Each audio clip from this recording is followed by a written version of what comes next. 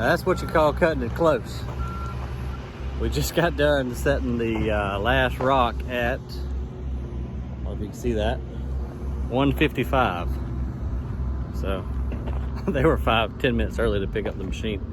But anyway, got them all laid, and the koi pond looked amazing. So we'll go up here. I'll let you guys see where we're at in the process. And Ethan even says we'll be able to put a little bit of water in it today, which will be awesome, because that's, you know, that's the cool part. That's what I want to see. Let's go check it out. All right, so we've got our first couple stones in. So you can see we got 1, 2, 3, 4, 5 in right now. What we're working on now is kind of our destination boulder area. So we want something that kind of hangs out a little bit and looks straight down basically into the water. As you can see, these kind of stick out a little more.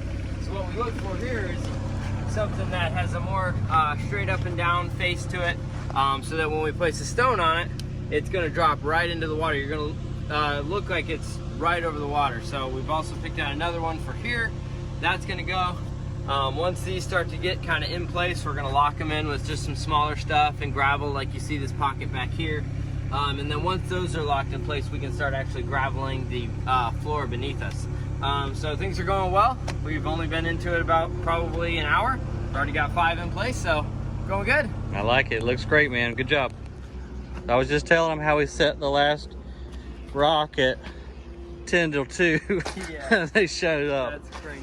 What's this stuff here? What are you doing? This is what we're doing. This is foaming in. So what a lot of people don't really know is when you're building the waterfalls and stuff, you've got a lot of flows, and we're going to have 7,000 gallons per hour flowing over our waterfall here. But there's still, water will find its way just about anywhere. So all underneath the crevices of the rocks, all in between every little dip, water will be lost. So eventually we'll turn this thing on if we didn't use any of this, and we would only see maybe 1,000 gallons of water flowing over this. So what we're doing is we're foaming in with our pond and waterfall foam, in between, around the cracks of the rocks, all the way up our waterfall to the top. And then what that is going to do is then, as it hits these crevices, instead of going down, it'll actually make that float and come all the way back up over. So it'll kind of fill in all our cracks and crevices. You're making all the water stay up top. Correct. Which is where we want it, because we want to see it. Yep, exactly. Ah, awesome. Okay, fantastic.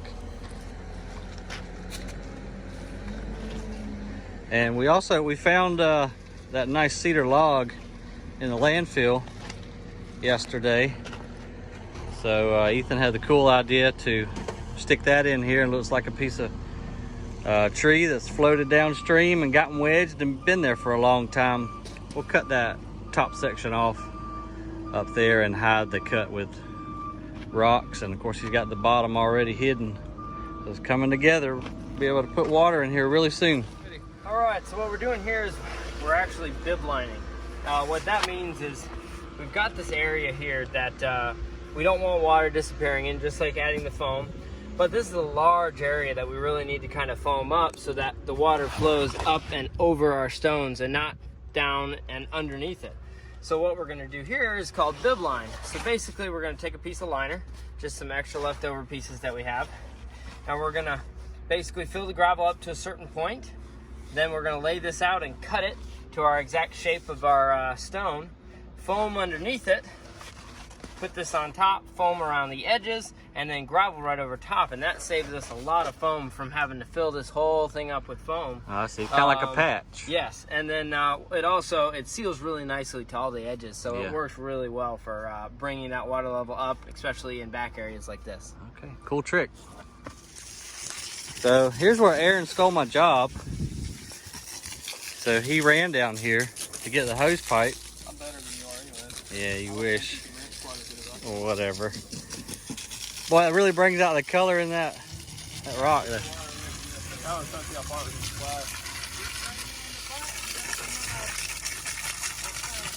Challenge accepted.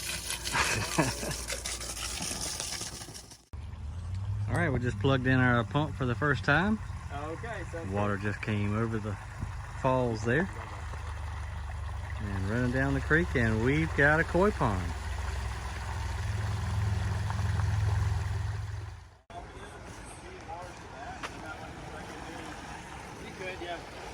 What do you think, ma'am? I love it. Isn't it awesome? Yeah. It's better than I could have even imagined. I mean, that's just, that's something else. It's spectacular.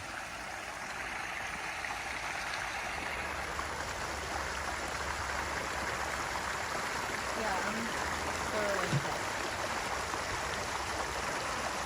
And you'd be amazed how just a rock here or there would change your waterfall. So like it'll change the sound, where you put it, how much, how deep you put it, will change how much water's coming over in different areas. You can divert less water, you can divert more water, you can do all kinds of stuff. See how much thicker we have water running over here now versus without this, it's a lot thinner. It's just a thin sheet. So you can do all kinds of different stuff by just now making little adjustments here and there. I love that cup right there in the rock. This here? Yeah, it's pretty sweet. It really makes it look like this has washed this over tons of years. Yeah. That little cutout in that stone is probably my favorite. I love how this washes through here. It does look natural. Yeah. For so sure. Cool.